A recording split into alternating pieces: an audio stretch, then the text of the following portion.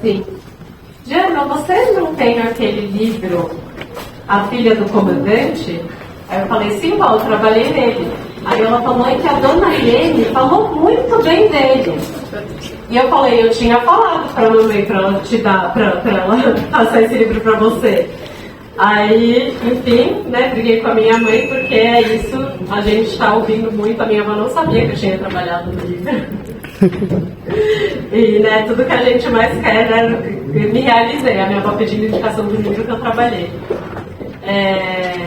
É um livro que está indo super bem e ele merece todo o reconhecimento que ele está tendo. Falou no começo da apresentação, né, que foi capa no Estadão, depois saiu em uma outra reportagem do Estadão. E o Gabriel é um autor muito querido. Seja bem-vindo, Gabriel. Vou deixar você contar agora sobre o seu livro.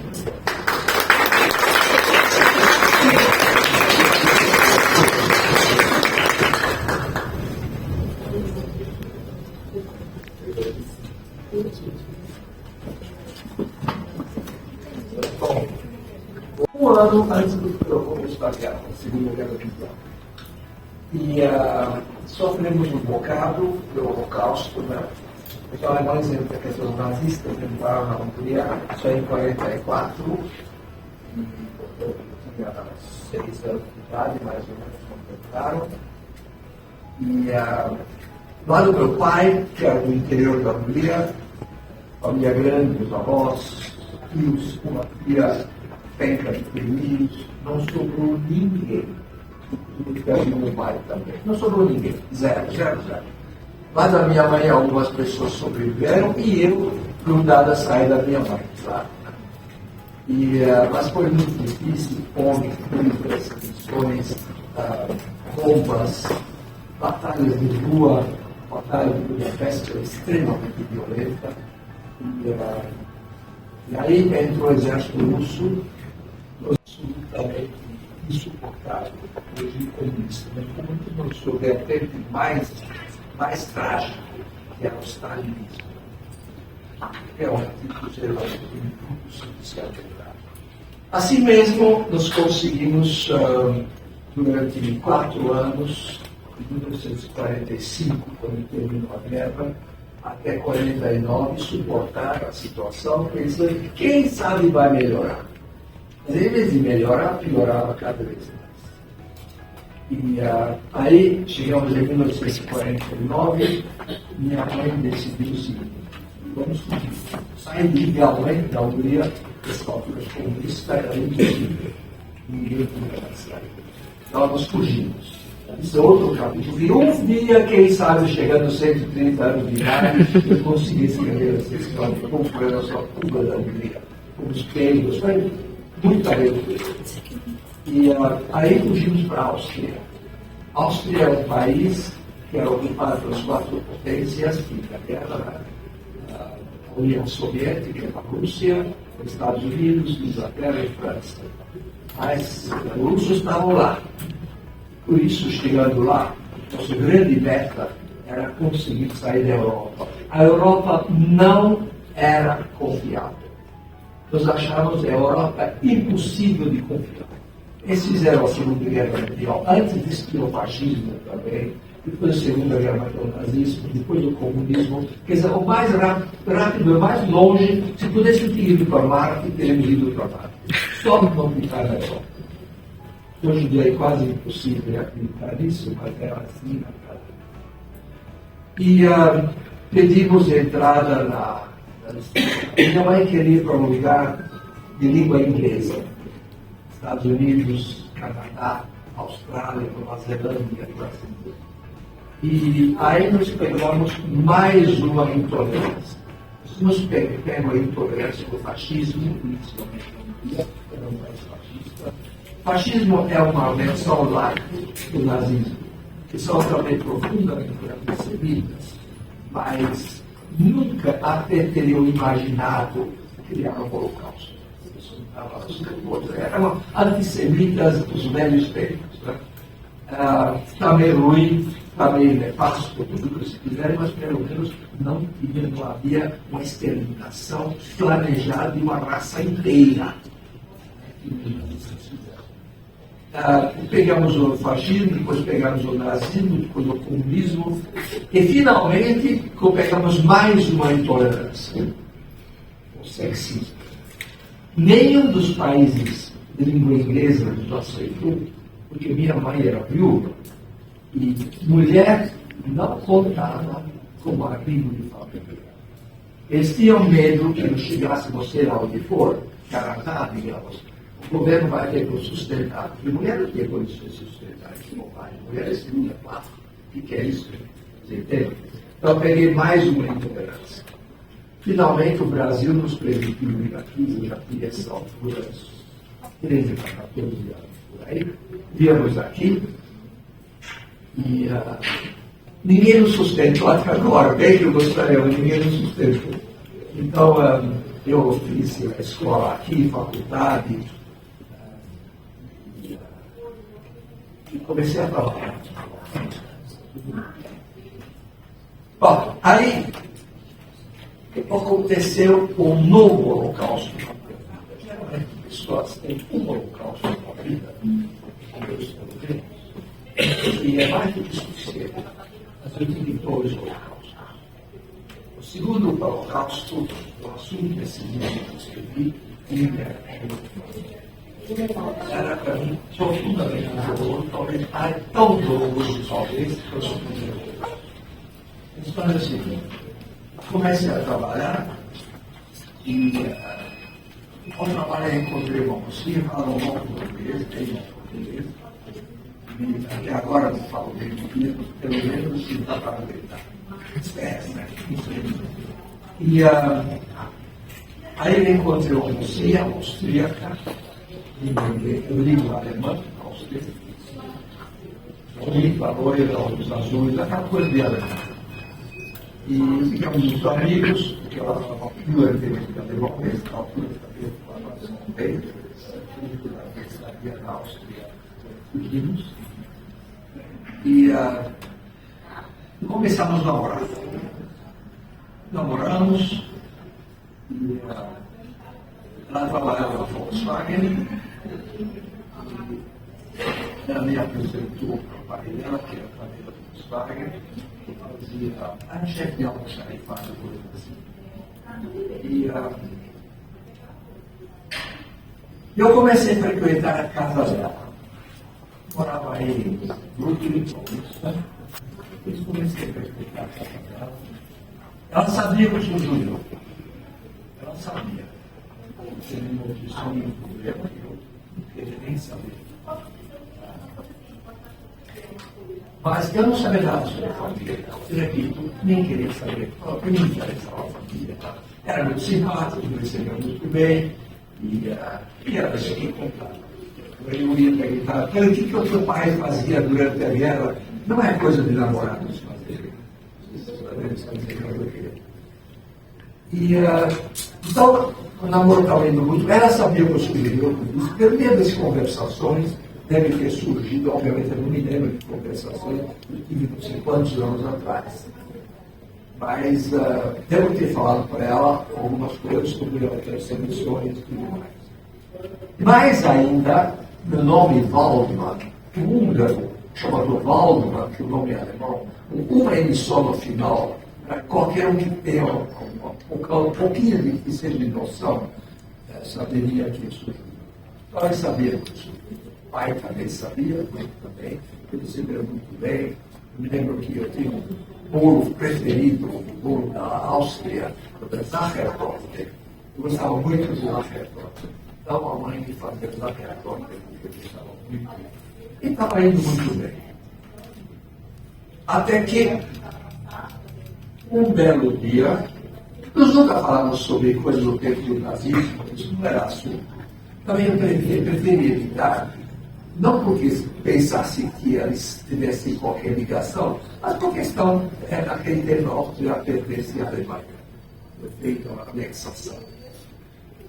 De coisa que a gente evita falar, sabendo do outro lado, pessoal alemão. Então, até que um dia ele chamou e disse que, olha, Gabriel, eu sei que está tão bom, está ótimo, está maravilhoso, mas eu acho que temos que terminar. Adeus, que tenha uma boa vida. Mas enquanto ela falava isso era profundamente chorava. Chorava, me acariciava, chorava. Olha, bolas, não se dispensa um namorado inconveniente chorando. Faz sentido. Eu ainda insisti, mas ela estava intransigente. Vamos terminar, tchau, até logo. E terminamos. Bom, como diz o Vinícius de Moraes, né? Todo amor é eterno enquanto dura. Eu tinha 20 e poucos anos de idade, tive outras namoradas, depois casei, estou casado faz 56 anos, já sempre com a mesma mulher, incrível que pareça. Então casei, toquei a vida para frente. Eu enclausurei ela num cantinho, digamos assim, caloroso da minha consciência. Porque ela deixou memórias muito boas, muito positivas. Eu nunca entendi por que ela decidiu isso, abandonar, digamos assim, mas eu tinha boas memórias sobre ela. Ela não é tudo especial de pessoa de tempo. Até que um dia, é tão difícil falar sobre isso. Até que um dia, eu levanto de manhã, eu vou para a sala de chá, vejo o Estadão em cima da mesa, o Estadão, uma enorme fotografia do pai dela. Preso no Brasil, um dos maiores criminosos que era na Segunda Guerra Mundial. O pai dela não era nada mais, nada menos do que o comandante do campo de extermínio de Treblinka. Vocês nunca ouviram falar provavelmente de Treblinka? Alguém ouviu falar de Treblinka? Não. Era um dos campos mais mortíferos. 800 mil mortos. 800 mil mortos. E antes disso ele comandava o campo de Sobibor, que era menor, que era o gigante de mortos. Eu, trocados gentilezas com ele, apertando a mão dele, lembrando que toda a minha família foi exterminada, não necessariamente no campo dele, mas depois no povo adiante. Depois esses campos estavam mortos. Então, eu não preciso nem dizer para vocês que eu senti. É impossível descrever. De repente, o céu desabou sobre mim. Eu, trocando gentilezas, refeições, Zachertorte, aquela coisa, e conversando, digamos, banalidades, uma pessoa que matou 1 milhão de pessoas, 800 mil, mais de 200 milhões. Então, vem as grandes perguntas, quando eu comecei a raciocinar, porque eu não raciocino inicialmente. Eu tinha vontade de sumir, desaparecer, de tomar ácido sulfúrico, seja o que for. Mas aí comecei a pensar, o que fez o homem desses viver na casa dele? Quer dizer, ele podia dito para a filha dele que, olha, você é maior de idade, namora quem você quiser, mas não traga ele em casa. Isso é a melhor das hipóteses. Traga ele em casa. Namora lá fora. Ninguém mais. Ele recebeu muito bem. Outra coisa muito curiosa era o seguinte, era um dos poucos criminosos de guerra que chegou ao Brasil e nem mesmo mudou de nome. E continuou o mesmo nome que tinha. Bom, ele não era o primeiro escalão de criminosos. Digamos, terceiro escalão. Mas mesmo assim, não mudou de nada. Ele recebeu muito bem na casa dele, mas o que andou na cabeça dele? Então eu fiquei pensando, e depois outra coisa, por que a filha me dispensou de repente assim? Ela sabia já de antemão que eu sou judeu. Então, ela soube que eu sou judeu já no início, nós não estávamos namorando ainda. Nós apenas éramos amigos. Então, naquele momento, quando éramos ainda amigos, Para não deixar aprofundar a coisa, depois eu titulava o nome número, vamos terminar, vamos ser apenas amigos. Mas não, ela insistiu e tornou-se minha namorada. O que entrou na cabeça dela? O que é isso? E depois, por que ela me largou? Os pais obrigaram ela. Mas os pais já me receberam muito bem. Então, de repente, por que de repente me obrigaram ela a isso? Bom, aí vocês têm que saber algumas coisas. Primeira coisa que tem que saber é o seguinte. Depois da guerra, criou-se uma organização de ex-membros da SS. SS é a organização de elite do regime nazista. Esses criados maioritários, SS. E o SS tinha criado uma organização chamada Odessa. Organização dos Angehörigen, enfim, tanto faz, é Odessa. E essa Odessa tinha por finalidade proteger os ex-membros da agremiação das perseguições. E, obviamente, depois de Bolívar foram perseguidos. Muitos foram presos, muitos foram assassinados. Possivelmente alguém protegia o pai, e poderia ter sido Odessa ou uma outra organização, ou então ele trabalha na Volkswagen. E poderia ter sido o próprio presidente Volkswagen, que era uma pessoa conhecidamente do tempo do nazismo, e era membro do partido nazista. Pode ser que ele protegia, não sei, alguém protegia. Pode ser que eles descobriram que a filha dele estava namorando um judeu e disseram o seguinte: ora, imagina se esse rapaz descobrir o que ele fez. Isso vai ser um escândalo. Um escândalo. Cujo respingos vão respingar sobre nós também. Tem que de três hipóteses. Ou nos deixar, ou a tua filha para de namorar nada para ele, ou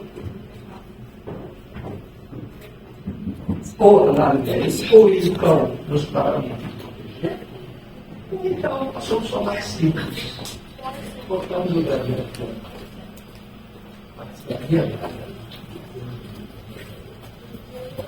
Então, essas três hipóteses. Eu não posso imaginar outra coisa do que isso. Alguém descobriu, deduraram, mas não sabem quem foi isso. E então ela tinha outra opção. E aí, então, possivelmente, ela salvou a minha vida.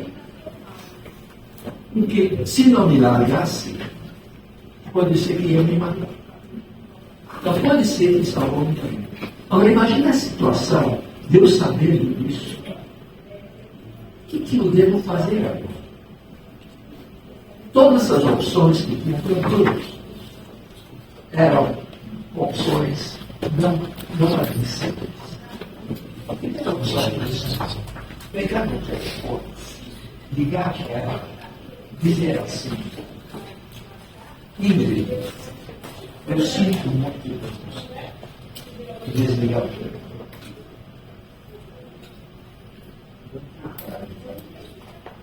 Toda a minha família, meu pai, tenha respeito.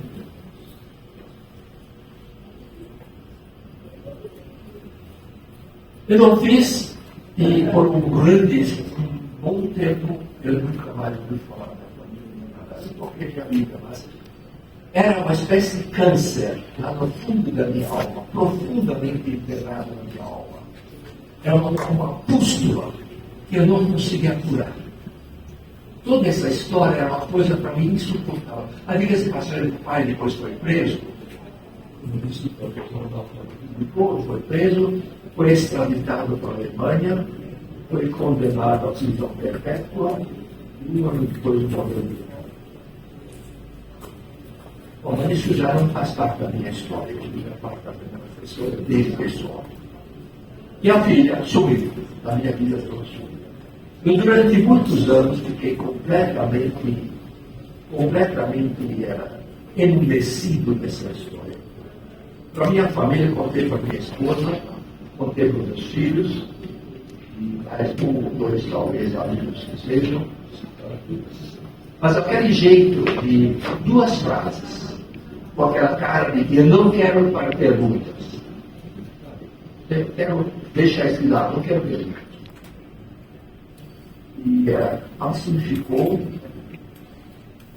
durante 60 anos. Depois de 50, 60 anos, eu falar para ninguém. Um dia, eu tenho um grande amigo que conhece, ex-ministro de Relações Exteriores, o Celso Laffer. O Celso Laffer foi 2 vezes ministro de Relações Exteriores, e ele hoje preside a Casa de ele já não dá mais entrevistas. Ele é muito amigo do grande Cristiano. Um dia, bem no começo da pandemia, eu fui para a casa para o escritório dele. Não sei como e ele não tinha chegado ainda. E eu fiquei sentado na biblioteca, lá em mim. E ela não me lembro exatamente o tipo, mas era mais ou menos alguma coisa que é insignificante.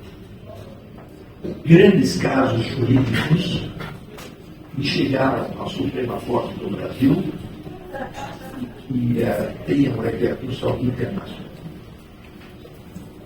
Quando você foi ver estava lá o caso do Vargas, alguém aluno do Vargas, você conhece? Vargas que aquele nazista alemão no Rio Grande do Sul negava o Holocausto, dizia que o Holocausto existia mesmo, era o Holocausto do povo alemão. Eu não esqueci tudo isso foi inventado, mas que era dos alemães. E aí eu fui mais um pouquinho e encontro o caso do Maia também. Era um caso que chegou até a Suprema Corte e a explicações internas, mas tanto assim não foi escravizado. Aí o Celso chegou e ao seminário, aí você escreveu esse livro, escrevi esse livro, um livro bem jurídico. E aí você escreveu o caso do Estado também?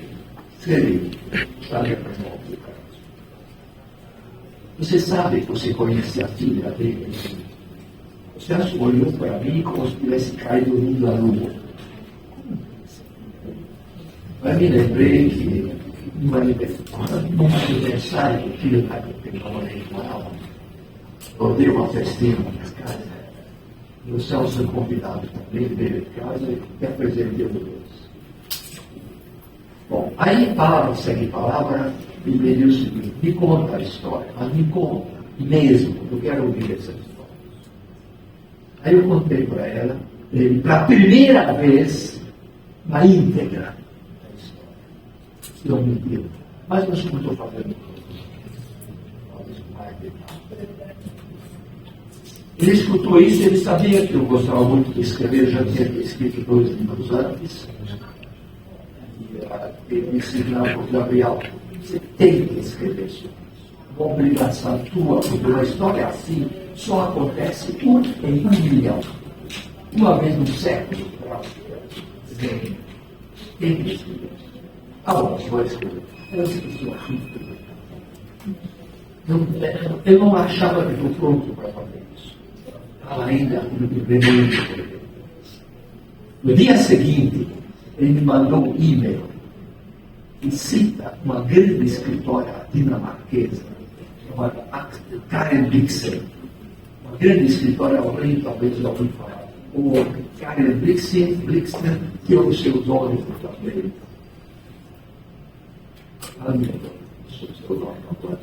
Karen Greensill escreveu aquele livro Out of Africa, Entre Dois Amores, que foi filmado depois. Muito importante. E ela também vai escrever no escritório. A citação diz o seguinte: toda grande dor pode ser diminuída, rendido, sem escrever sobre ela. Toda grande dor pode ser. Essa frase é tanto assim, se abrir o livro, tem o epígrafe dessa frase. Toda grande dor. Eu decidi escrever um livro. Eu decidi escrever. No ano passado, eu fui entrevistado no podcast de Leva, Inteligência Limitada. Entrevista de 3 horas. Contei a história.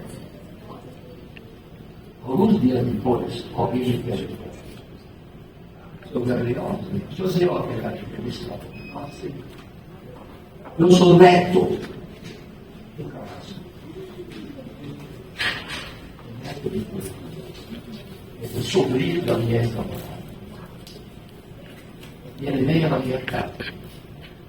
É um advogado, pessoa de 60 anos de idade, e muito simpático, mas incrível, veja, o carrasco nazista, o neto dele é do PT.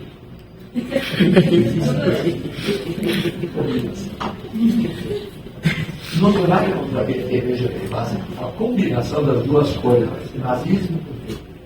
Ou seja, conversamos e falei: olha, ela disse para mim: olha, minha tia, vive ainda no interior. Disse até onde? Falei: olha, eu gostaria muito de conversar com ela. Éramos tão amigos assim de tudo. Eu queria saber como ela está. Conversar um pouco com ela. No fundo, eu queria saber algumas coisas que para mim é um enigma até hoje. Por que namorou comigo? Porque os pais, etc. Disse: olha, eu vou conversar com ela, mas eu duvido, porque a família está tão profundamente traumatizada sobre o nosso marido, tudo que aconteceu, eles não querem nem saber de nada que aconteceu. Eles perderam o amigo de família, já que estavam com amigo de família, eles perderam o amigo de família, perderam o marido, perderam o pai, perderam todos os amigos, ninguém mais queria falar. Claro que eu falei com minha esposa antes para ter a barba limpa. E então, ela realmente falou aqui, dizem, falou aqui, eu havia disse isso. Eu respeito a privacidade dela. O livro, chamado de Ingrid, que nome de verdade não é livro. Não mudei o nome escândalo, porque isso já é do livro. Vários livros, livros do peça de teatro, não no Brasil, assistindo sobre esse assunto. Então, essa, em poucas palavras, é a minha história. Certo? A história, digamos, cobre o período das perseguições, cobre o período da atuação do pai nos campos de concentração. Mas não como animal cruel, psicopata, etc. Não, inclusive eu dou voz a ele. Veja bem, a verdade é o seguinte: na época, matar judeu era obrigação de um alemão decente. Obrigação. E eles só cobriam, faziam a obrigação deles. Eu dou voz a isso. Quer dizer, eu ouvidos, digamos, simpáticos, eu dou voz a ele, estudando o Pacto de Versailles, que depois da Primeira Guerra Mundial foi exposto à Alemanha e destruiu completamente a Alemanha. E Hitler conseguiu aliviar a situação da Alemanha.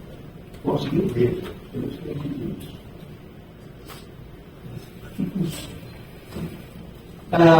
Então, eu estou tentando dar voz a ele também, sem naturalmente responder as barbaridades que foram cometidas. Não por ele pessoalmente. Não foi. Ele nunca foi. No julgamento dele na Alemanha, ninguém, várias pessoas depuseram.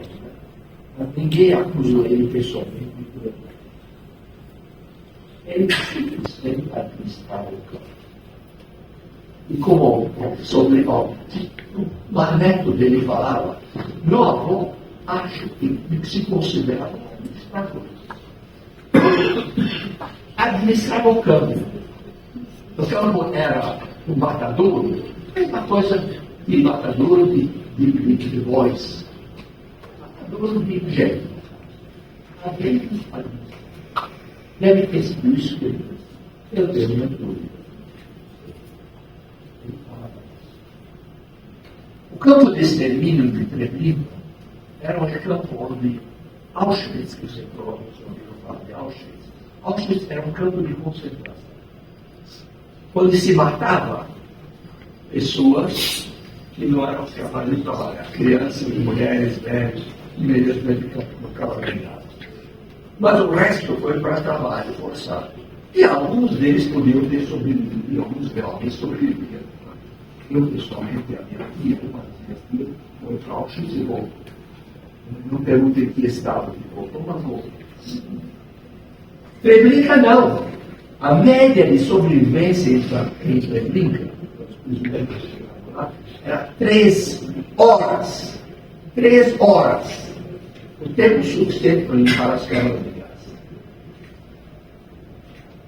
E eu tocando gentileza. Essa é a história. Alguém tem alguma pergunta?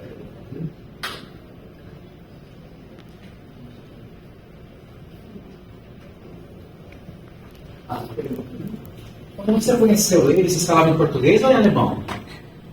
Geralmente alemão. Alemão.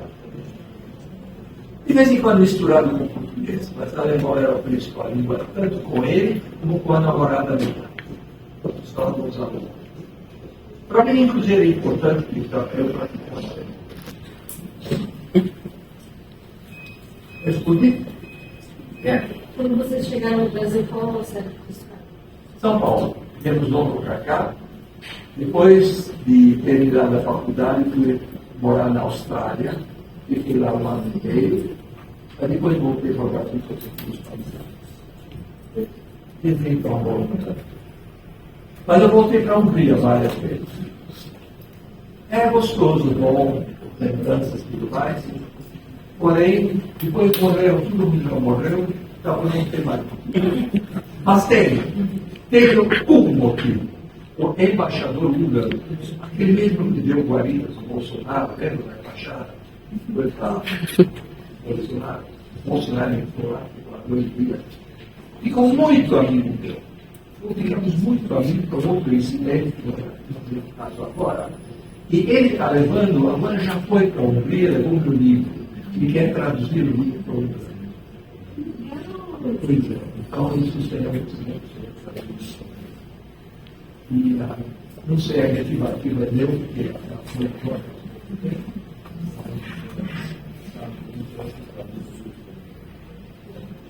E além disso, já o da Hungria vai ser pelo caso do culto do Curitiba, que é o quarto, chegou a dia da Rio Grande do Sul. E ela muito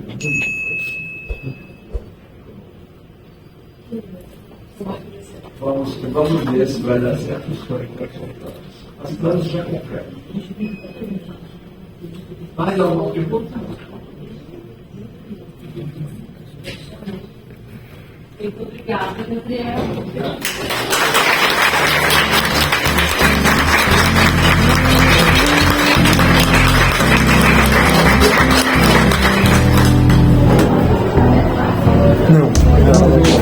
Gabriel, deixa eu só tirar uma foto do senhor olhando.